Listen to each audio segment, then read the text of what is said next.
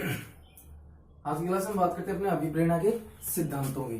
कि अभिप्रेरणा के कौन कौन से सिद्धांत है। इससे पहले हमने देखा कि अभिप्रेरणा का सामान्य परिचय क्या होता है, उसके बाद उसकी परिभाषाएं देख ली, उसके बाद उसके जो अभिप्रेरणा चक्कर था वो हो गया। तो आज सबसे पहले क्या करेंगे, अभिप्रेरणा के चक्कर। अभिप्रेरणा के चक्कर क्या होते हैं, सॉरी अभिप्रेरणा के सिद्धांत क्या करेंगे आज, अभिप्रेरणा के सिद्धांत। अभिप्रेरणा के प्रकार भी हमने देख लिए। तो सिद्धांत क्या बताते हैं कि अभिप्रेरणा का जो प्रत्येक सिद्धांत है वो इस बात को बताता है कि कौन से कारक या कारण या परिस्थितियां हैं जिनके कारण व्यक्ति क्या करता है, कार्य करता है। वही क्या होता है अपने अभिप्रेरणा के सिद्धांत। और सबसे पहले सिद्धांत की बात करूं तो मैं मनोविश्लेषण का सिद्धांत। सबसे पहला अपना सिद्धांत कौन सा रहेगा, मनोविश्लेषण का सिद्धांत। और अपना जो मनोविश्लेषण का जो सिद्धांत है उसका प्रतिपादक किसे माना जाता है, सिगमंड फ्राइड को। तो सिगमंड फ्राइड का क्या मानना है कि व्यक्ति के चेतन मन के अंदर जो दमित इच्छाएं होती हैं उन इच्छाओं को पूरा करने के लिए व्यक्ति क्या करता है, कार्य करता है। यदि व्यक्ति की उन इच्छाओं को पूरा नहीं किया जा सकता या उनकी आवश्यकताओं को पूरा नहीं किया जा सकता तो व्यक्ति क्या हो सकता है, कुसुमायोजित हो सकता है। तो सबसे पहले अपना सिद्धांत कौन सा रहेगा, मनोविश्लेषण का सिद्धांत। तो सबसे पहले अपना सिद्धांत कौन सा रहेगा, मनोविश्लेषण का सिद्धांत। तो अभिप्रेरणा सिद्धांत क्या बताते हैं कि अभिप्रेरणा के सभी सिद्धांत एक ही निष्कर्ष निकलता है कि वे कौन सा कारक या कारण है जो व्यक्ति को कोई ना कोई कार्य करने के लिए क्या करता है, बाध्य करता है, अभिप्रेरित करता है या प्रेरित करता है। तो सबसे पहले अपना सिद्धांत रहेगा मनोविश्लेषण का सिद्धांत। पहला सिद्धांत कौन सा रहेगा अपना, मनोविश्लेषण का सिद्धांत। फिर इसके बाद में प्रतिपादक की, तो इसका प्रतिपादक कौन रहेगा, सिगमंड फ्राइड। कौन रहेगा, सिगमंड फ्राइड।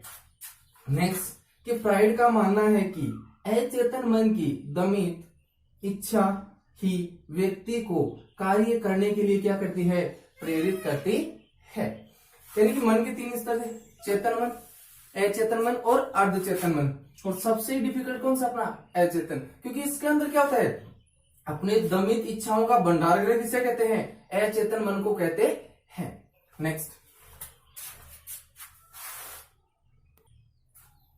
नेक्स्ट अपना रहेगा क्या कि क्योंकि प्रत्येक व्यक्ति, क्योंकि बताया कि फ्राइड का मानना है कि व्यक्ति की जो अचेतन मन की जो दमित इच्छाएं होती है उनको व्यक्ति पूरा करना चाहते हैं। क्यों, क्योंकि प्रत्येक व्यक्ति अपनी दमित इच्छाओं को क्या करना चाहता है, पूरा करना चाहता है। और फ्राइड का मानना है क्या है कि फ्राइड का मानना है कि व्यक्ति केवल उन्हीं कार्यों को करना पसंद करता है जिनको करने से व्यक्ति को क्या मिले, सुख मिले, शांति मिले या उसको मान सम्मान मिले। उन्हीं कार्यों को क्या करना चाहता है, व्यक्ति करना चाहता है। नेक्स्ट फ्राइड ने अपने सिद्धांत में दो प्रकार की क्या बताई है, मूल प्रवृत्तियां बताई हैं। फ्राइड ने अपना जो सिद्धांत है, कौन सा, मनोविश्लेषण का जो सिद्धांत है फ्राइड का, उसके अंदर दो प्रकार की मूल प्रवृत्तियां बताई गई हैं। कौन कौन सी, एक तो होती है इरोज मूल प्रवृत्ति, दूसरी होती है थेंटोस मूल प्रवृत्ति। तो पहली कौन सी है, इरोज मूल प्रवृत्ति। कौन सी है, इरोज मूल प्रवृत्ति। ये क्या होती है कि यह एक निर्माणकारी मूल प्रवृत्ति होती है। यानी कि ये कैसी होती है, रचनात्मक मूल प्रवृत्ति होती है। यानी कि इसमें क्या किया जाता है, नए नए कार्यों को, नए नए वस्तुओं को क्या किया जाता है, निर्माण किया जाता है, जो कि व्यक्ति में सकारात्मक सोच और आशावादी दृष्टिकोण को क्या करती है, विकसित करती है या पैदा करती है। नेक्स्ट आगे देखते हैं कि इसमें क्या होता है कि व्यक्ति की कार्य क्षमता को क्या करती है, जो इरोज मूल प्रवृत्ति होती है वो व्यक्ति की कार्य क्षमता को क्या करती है, बढ़ाती है। क्या कहते हैं कि व्यक्ति की कार्य क्षमता को क्या करती है, बढ़ाती है। नेक्स्ट और व्यक्ति को क्या करती है, उत्थान की ओर ले जाती है। नेक्स्ट अतः इसे क्या किया जाता है, जीवन के साथ जोड़ा जाता है। यानी क्या करेगी, कार्य क्षमता में वृद्धि करेगी, व्यक्ति को उत्थान की ओर ले जाएगी। तो क्या करेंगे, जो इरोज मूल प्रवृत्ति उसको क्या करेंगे, जीवन के साथ जोड़ेंगे। नेक्स्ट अपनी आती है थेंटोस मूल प्रवृत्ति। कौन सी आती है, थेंटोस मूल प्रवृत्ति। ये क्या होती है, इसका उल्टा होता है। जो इरोज थी अपना उसका क्या होता है, ऑपोजिट होता है। तो वो क्या थी, निर्माणकारी थी। तो ये क्या होती है, ये विध्वंसकारी मूल प्रवृत्ति होती है, जो कि व्यक्ति में क्या करते हैं, नकारात्मक सोच को या दृष्टिकोण को क्या करती है, पैदा करती है। नेक्स्ट यह व्यक्ति की कार्य क्षमता को क्या करती है, घटाती है। अतः यह व्यक्ति को क्या करती है, पतन की ओर ले जाती है। इसलिए इसे क्या किया जाता है, मृत्यु के साथ जोड़ा जाता है। पूछ ले कि मृत्यु के साथ कौन सी मूल प्रवृत्ति को जोड़ा जाता, तो कौन सी होगी, थेंटोस। और जीवन के साथ इरोज।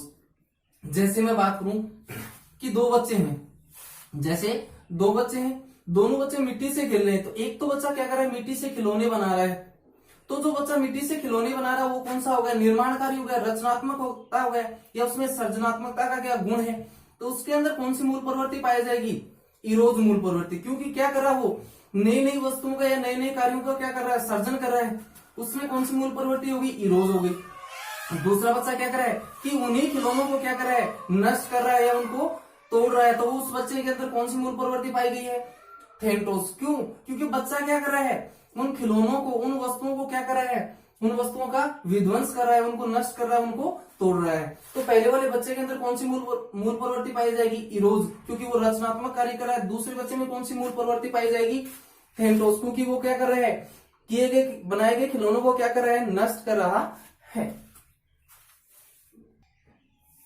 नेक्स्ट अपना सिद्धांत आता है क्षेत्रीय सिद्धांत। कौन सा आता है, क्षेत्रीय सिद्धांत या तलरूपता का सिद्धांत। हमने एक सिद्धांत देख लिया है, कौन सा, मनोविश्लेषण का सिद्धांत सिगमंड फ्राइड का। दूसरा आता है तलरूपता का सिद्धांत बोले या क्षेत्रीय सिद्धांत बोले, दोनों का अर्थ क्या है, एक ही है। तो अपना जो तलरूपता का सिद्धांत है या जो क्षेत्रीय सिद्धांत है, इसका प्रतिपादक कौन रहेगा, तो इसका प्रतिपादक कौन रहेगा, कुर्ट लेविन। कौन रहेगा, कुर्ट लेविन। नेक्स्ट हम बात करें इसके प्रतिपादक की, तो जो कुर्ट लेविन है उसको क्या है कि नव गेस्टाल्टवादी या जो अपना आधुनिक गेस्टाल्टवादी जो मनोवैज्ञानिक है वो माना जाता है। प्रश्न पूछिए सीधा सा कि नव गेस्टाल्टवादी मनोवैज्ञानिक या आधुनिक गेस्टाल्टवादी मनोवैज्ञानिक कौन है, तो आंसर अपना क्या रहेगा, Kurt Lewin. Next, Kurt Lewin ने स्थान विज्ञान के आधार पर अपने सिद्धांत का प्रतिपादन किया है। उसे कि कुर्ट लेविन ने अपने सिद्धांत का प्रतिपादन किसके आधार पर किया है, तो किसके आधार पर किया है, स्थान विज्ञान के आधार पर किया है। नेक्स्ट, कुर्ट लेविन का मानना है कि स्थान विशेष का वातावरण ही वह तत्व है जो व्यक्ति को अपने अनुकूल कार्य करने के लिए क्या करता है, प्रेरित करता है। यदि व्यक्ति उस वातावरण के अनुकूल होकर किसी कार्य को करता है तो व्यक्ति क्या हो जाता है, उस वातावरण में समायोजित हो जाता है, अन्यथा वो व्यक्ति क्या हो जाएगा, कुसमायोजित हो जाएगा। तो ये अपना क्या था, क्षेत्रीय सिद्धांत। इसका प्रतिपादक पूछे तो कौन है, कुर्ट लेविन रहेगा। या नव गेस्टाल्टवादी या आधुनिक गेस्टाल्टवादी मनोवैज्ञानिक के बारे में पूछे तो कौन रहेगा, अपना कुर्ट लेविन रहेगा। नेक्स्ट, कुर्ट लेविन ने अपने सिद्धांत यानी कि कुर्ट लेविन का जो क्षेत्रीय सिद्धांत है उस सिद्धांत के अंदर इसने क्या किया, 4 प्रकार के क्या बताए हैं, द्वंद्व बताए हैं। वो 4 द्वंद्व कौन कौन से हैं वो देखते हैं।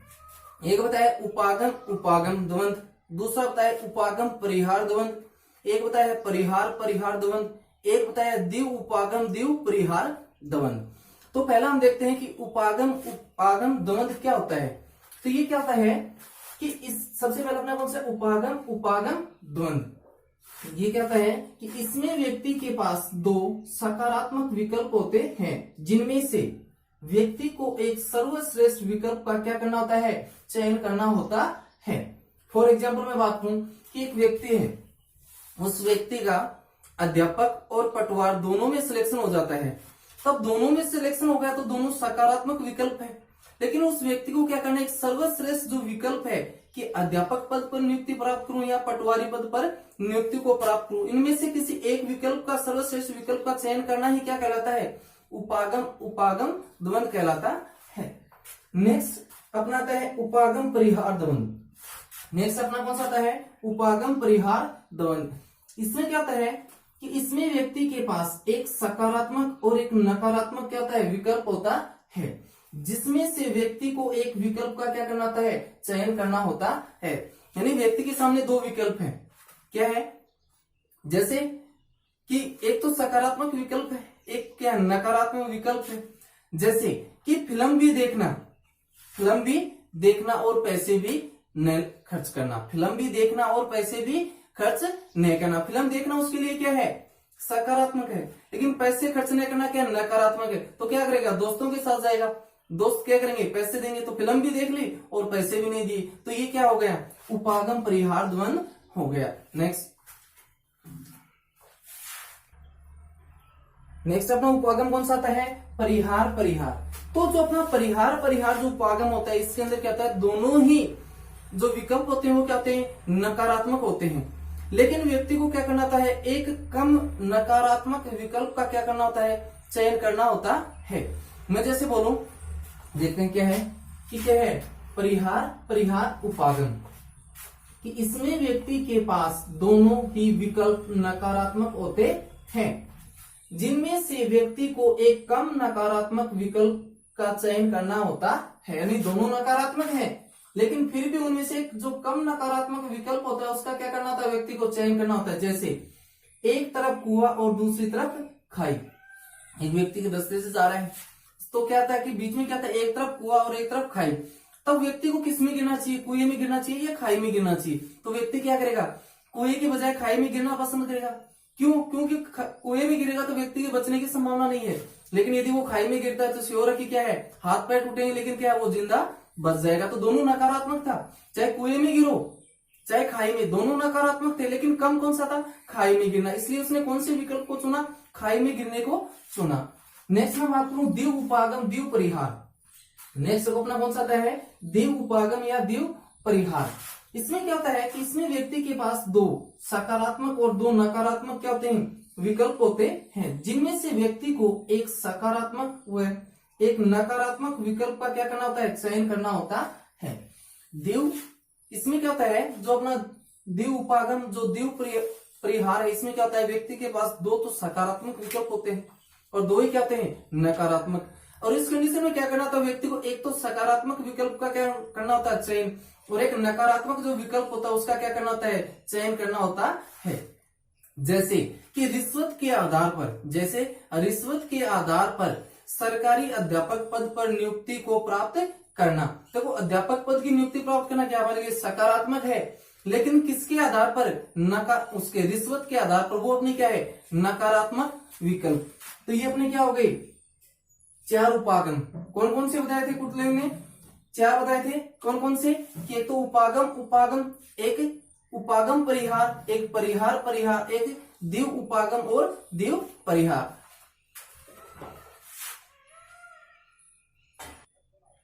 नेक्स्ट अपना सिद्धांत कौन सा रहेगा, आवश्यकता का सिद्धांत।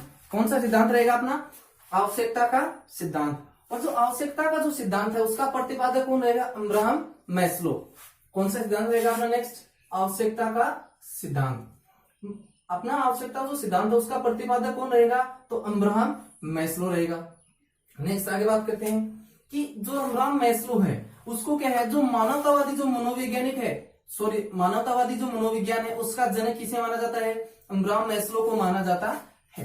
तो क्या है कि मैस्लो को मानवतावादी मनोविज्ञान, क्या है कि मानवतावादी मनोविज्ञान का जनक किसे माना जाता है, अब्राहम मैस्लो को माना जाता है। नेक्स्ट ध्यान में रखना कि इसका मानवतावादी जो मनोविज्ञान है उसका जनक तो किसे माना जाता है, अब्राहम मैस्लो को। शुरुआत इसने की थी, लेकिन इसको आगे बढ़ाने का श्रेय किसे दिया जाता है, तो वो दिया जाता है कार्ल्स रोजर को। किसको, कार्ल्स रोजर को दिया जाता है। नोट में ध्यान रखना कि मानवतावादी मनोविज्ञान को आगे बढ़ाने का श्रेय कार्ल्स रोजर को दिया जाता है।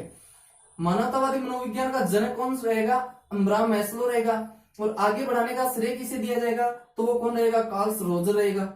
नेक्स्ट कि प्रथम मानवतावादी मनोवैज्ञानिक कौन है, प्रथम मानवतावादी मनोवैज्ञानिक कौन है, तो अपना आंसर क्या रहेगा, अब्राहम मैस्लो। कौन है, अब्राहम मैस्लो। नेक्स्ट मैस्लो का मानना है, क्या है कि मैस्लो का मानना है कि आवश्यकता ही वह तत्व है जो कि व्यक्ति को कार्य करने के लिए क्या करता है, प्रेरित करता है। और ऐसा हमने अभिप्रेरणा चक्र के अंदर देखा था कि आवश्यकता ही क्या है, अभिप्रेरणा को क्या करती है, आधार प्रदान करती है। तो क्या है, इस मैस्लो ने क्या बताया कि आवश्यकता ही वह तत्व है जो व्यक्ति को क्या करती है, किसी न किसी कार्य को करने के लिए क्या करती है, प्रेरित करती है।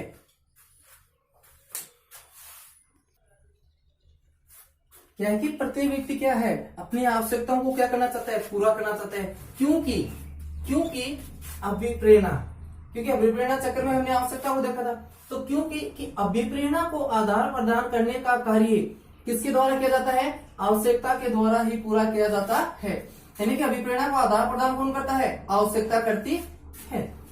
नेक्स्ट व्यक्ति अपनी आवश्यकताओं को पूरा करना चाहता है, क्योंकि यदि व्यक्ति की आवश्यकताओं की पूर्ति नहीं होती है तो व्यक्ति को क्या होता है, व्यक्ति में क्या होता है कि तनाव की स्थिति है वो क्या हो जाती है, पैदा हो जाती है। नेक्स्ट कि मैस्लो ने अपने सिद्धांत में 5 प्रकार की आवश्यकताएं बताई हैं। कितने प्रकार की आवश्यकताएं बताई हैं एब्राहम मैस्लो ने अपने सिद्धांत के अंदर? 5 प्रकार की। कौन कौन सी बताई हैं? नंबर 1 शारीरिक आवश्यकता, नंबर 2 सुरक्षा की आवश्यकता, नंबर 3 स्नेह की आवश्यकता, नंबर 4 मान सम्मान की आवश्यकता और नंबर 5 आत्म सिद्धि की आवश्यकता। ये अब्राहम मैस्लो ने क्या किया? व्यक्ति के अंदर 5 प्रकार की क्या बताई है? व्यक्ति की आवश्यकताएं बताई हैं। तो सबसे पहले व्यक्ति क्या करेगा? अपने जो शारीरिक जो आवश्यकताएं होता है उनकी क्या करेगा? पूर्ति करेगा। और शारीरिक आवश्यकताओं की पूर्ति के बाद व्यक्ति क्या करेगा? सुरक्षा की क्या करेगा? उसको आवश्यकता होगी, तो सुरक्षा की आवश्यकता हुई तो वो क्या करेगा? इसकी पूर्ति। नेक्स्ट क्या करेगा? शारीरिक और सुरक्षा दोनों की पूर्ति के बाद व्यक्ति क्या चाहेगा? कि उसे क्या हो? स्नेह की प्राप्ति हो, तो स्नेह की आवश्यकता। इसके बाद क्या होगा? मान सम्मान की आवश्यकता। तो उन तीनों की पूर्ति होने के बाद व्यक्ति क्या करेगा? कुछ विलासिता की वस्तुएं खरीदेगा, अपने आप को क्या करेगा? समाज के अंदर मान सम्मान पद प्रतिष्ठा प्राप्त करने की क्या करेगा? कोशिश करेगा। और अंत में क्या करेगा? आत्म सिद्धि की क्या होती है? आवश्यकता होती है। तो पूछे कि निम्न अब्राहम मैस्लो द्वारा बताई गई 5 आवश्यकताओं में से निम्न स्तर की आवश्यकता कौन सी है? तो कौन सी रहेगी? अपनी शारीरिक आवश्यकता। और उच्च स्तर की आवश्यकता कौन सी रहेगी? अपनी आत्म सिद्धि की आवश्यकता। नेक्स्ट अपना कौन सा सिद्धांत रहेगा? स्वास्थ्य का सिद्धांत। नेक्स्ट कौन सा रहेगा अपना? स्वास्थ्य का सिद्धांत। और जो स्वास्थ्य का सिद्धांत है उसका प्रतिपादक कौन रहेगा? हर्ट्जबर्ग। कौन रहेगा? हर्ट्जबर्ग। अपना जो स्वास्थ्य का जो सिद्धांत है उसका प्रतिपादक कौन रहेगा? हर्ट्जबर्ग। तो हर्ट्जबर्ग का मानना है कि जो जिस बच्चे का या व्यक्ति का स्वास्थ्य है वो और मानसिक शारीरिक और मानसिक जो स्वास्थ्य है वो अधिक स्वस्थ होगा, उस व्यक्ति की कार्य करने की क्षमता क्या होगी? अधिक होगी। अर्थात वह किसी भी कार्य को करने में क्या करेगा? रुचि को अधिक लेगा। और यदि वो ऐसा करता तो अभिप्रेरणा का जो स्तर होता है वो क्या जाता है? बढ़ जाता है। लेकिन यदि बालक का क्या है? शारीरिक और मानसिक स्वास्थ्य क्या है? ठीक नहीं है, या शारीरिक व मानसिक रूप से क्या है? बच्चा अस्वस्थ है, तो वो क्या नहीं करेगा? वह सरल से सरल कार्य में भी क्या नहीं लेगा? कार्य को करने में क्या नहीं होगी? उसकी रुचि नहीं होगी। तो इस कंडीशन में क्या होगा? अभिप्रेरणा का स्तर है वो क्या हो जाएगा? नीचा चला जाएगा, या अभिप्रेरणा का जो स्तर है वो क्या हो जाएगा? घट जाएगा। तो ये बात किसने कही है? हर्ट्जबर्ग ने। कौन से सिद्धांत में? स्वास्थ्य के सिद्धांत में। अब देखते हैं अपना स्वास्थ्य का सिद्धांत। तो इसका प्रतिपादक कौन रहेगा? हर्ट्जबर्ग। इसका प्रतिपादक कौन रहेगा? हर्ट्जबर्ग रहेगा। नेक्स्ट जो अपना जो हर्ट्जबर्ग है इसने क्या बताया कि इन्होंने अभिप्रेरणा को व्यक्ति के व्यक्तिगत स्वास्थ्य के साथ जोड़ा है। यानी कि हर्ट्जबर्ग ने क्या किया है कि अभिप्रेरणा को व्यक्ति के व्यक्तिगत स्वास्थ्य के साथ क्या किया है? जोड़ा है। इनका मानना है कि जो बालक शारीरिक व मानसिक रूप से अधिक स्वस्थ होता है वह किसी भी कार्य को करने में क्या करता है? रुचि अधिक लेता है, जिसके कारण क्या जाता है? अपना अभिप्रेरणा का स्तर क्या हो जाता है? बढ़ जाता है। और बालक यदि शारीरिक और मानसिक रूप से क्या है? अस्वस्थ है, तो उसका क्या करेगा? बालक सरल से सरल कार्य को भी नहीं कर पाएगा, जिसके कारण क्या होगा? उस अभिप्रेरणा का स्तर वो क्या हो जाएगा?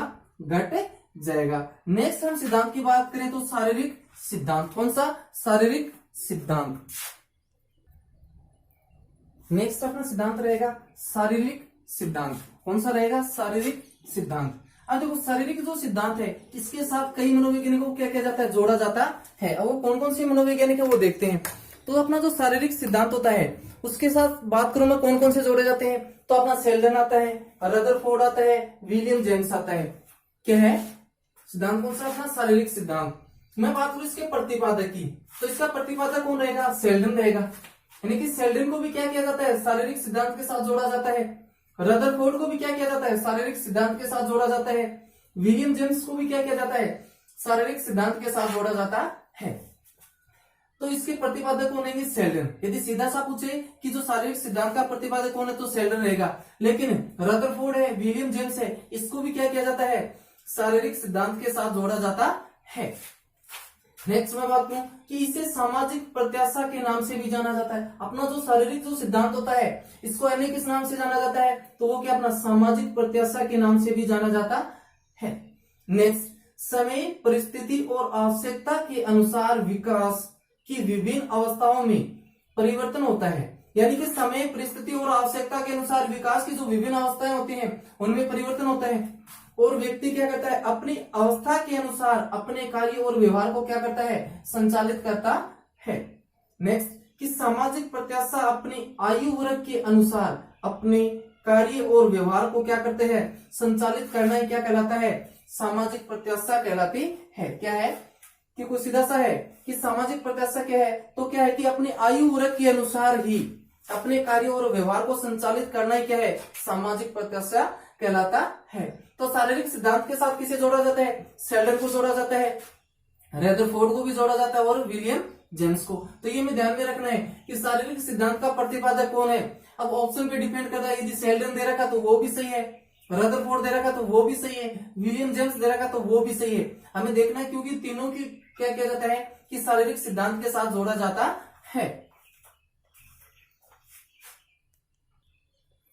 नेक्स्ट हम बात करते हैं अपने सिद्धांत की। कौन सा सिद्धांत रहेगा, उपलब्धि अभिप्रेरणा का सिद्धांत। नेक्स्ट कौन सा रहेगा, उपलब्धि अभिप्रेरणा का सिद्धांत। और अपना जो उपलब्धि अभिप्रेरणा का जो सिद्धांत है, इसका प्रतिपादक कौन रहेगा, मैकिन। कौन रहेगा, मैकिन। और मैकिन का समर्थन किसने किया था, मैकिएलैंड ने। किसने, मैकिएलैंड ने क्या किया था, मैकिन का क्या दिया था, समर्थन दिया था। किसके बारे में, उपलब्धि अभिप्रेरणा का जो सिद्धांत है उसमें मैकिन का क्या दिया था, इसने समर्थन दिया था। तो यदि मुख्य प्रतिपादक की बात है तो मैकिन रहेगा, और इसका समर्थक कौन है, तो ये रहेगा। तो यदि दोनों में से ऑप्शन है कि हम इस प्रश्न पूछ ले कि उपलब्धि अभिप्रेरणा सिद्धांत का प्रतिपादक है मैकिन, ए में, बी में मैकिलियन, सी में दोनों, डी में कोई नहीं, तो आंसर क्या रहेगा अपना, दोनों रहेगा। क्योंकि इसने क्या किया था, मैकिन का क्या दिया था, समर्थन किया था। नेक्स्ट, कि व्यक्ति अपनी पूर्व निर्धारित उपलब्धियों को क्या करना चाहता है, प्राप्त करना चाहता है। यानी कि व्यक्ति ने अपने पूर्व में जो उपलब्धियां निर्धारित की हैं उनको क्या करना चाहता है, प्राप्त करना चाहता है। इस क्रम में व्यक्ति पहले सामान्य उपलब्धियों को और प्राप्त करता है। व्यक्ति क्या करेगा, सबसे पहले उसकी जो सामान्य उपलब्धियां होती हैं उनको प्राप्त करेगा, उसके बाद धीरे धीरे क्या करेगा, विशिष्ट उपलब्धियों को प्राप्त करेगा। नेक्स्ट, समान परिस्थितियों में व्यक्ति के कार्य और व्यवहार सकारात्मक व नकारात्मक हो सकते हैं। यानी कि समान परिस्थितियों में व्यक्ति के कार्य और व्यवहार क्या हो सकते हैं, सकारात्मक भी हो सकते हैं और नकारात्मक भी हो सकते हैं। कैसे, कि मित्रों के साथ, कि एक परिस्थिति में या एक समय में मित्रों के साथ मूर्खतापूर्ण किया गया कार्य तो क्या होगा, नकारात्मक उपलब्धि होगी। और उसी समय परिस्थिति में उनके साथ क्या किया जाए, अच्छा कार्य किया जाए, वो क्या होगी, उसकी विशिष्ट उपलब्धि होगी। मूर्खतापूर्ण कार्य करना नकारात्मक उपलब्धि होगी और अच्छा कार्य करना उसकी क्या होगी, सकारात्मक उपलब्धि होगी। नेक्स्ट अपना कौन सा सिद्धांत रहेगा, प्रत्याशा का सिद्धांत। कौन सा रहेगा, प्रत्याशा का सिद्धांत। ये सिद्धांत, इसका प्रतिपादक कौन रहेगा, विक्टर बूम। कौन रहेगा, विक्टर बूम। तो इसमें क्या बताया गया है कि व्यक्ति अपने पूर्व निर्धारित किस प्रकार अपने आप को नियंत्रित करेगा, अर्थात किस प्रकार से अपने आप को प्रबंधित करेगा। यानी कि जो प्रत्याशा का जो सिद्धांत है उसके अंदर विक्टर बूम क्या बताता है कि व्यक्ति अपने पूर्व निर्धारित किए गए लक्ष्यों को प्राप्त करने के लिए अपने आप को किस तरीके से क्या करेगा, संगठित करेगा, या अपने आप को किस तरीके से नियंत्रित करेगा, अर्थात प्रबंधित करेगा। यही क्या कहलाता है, प्रत्याशा का सिद्धांत कहलाता है। नेक्स्ट हम बात करेंगे कि अभिप्रेरणा की प्रक्रिया।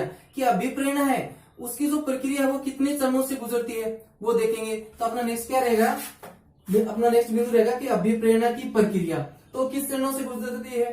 तो अभिप्रेरणा के लिए सबसे पहले हमें क्या चाहिए, आवश्यकता चाहिए।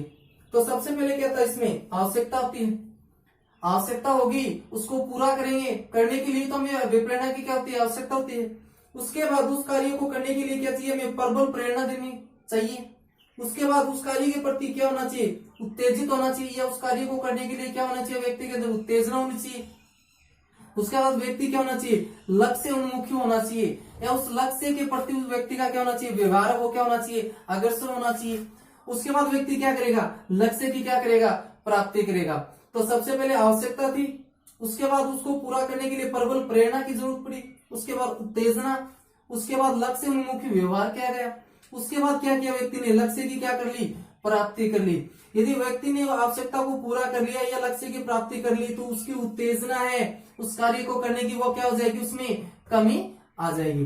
तो ये अपने 6 बिंदु रहेंगे, आवश्यकता, प्रबल प्रेरणा, उत्तेजना, लक्ष्य उन्मुखी व्यवहार, लक्ष्य की प्राप्ति और उत्तेजना में कमी। ये कौन सी किसके चरण है?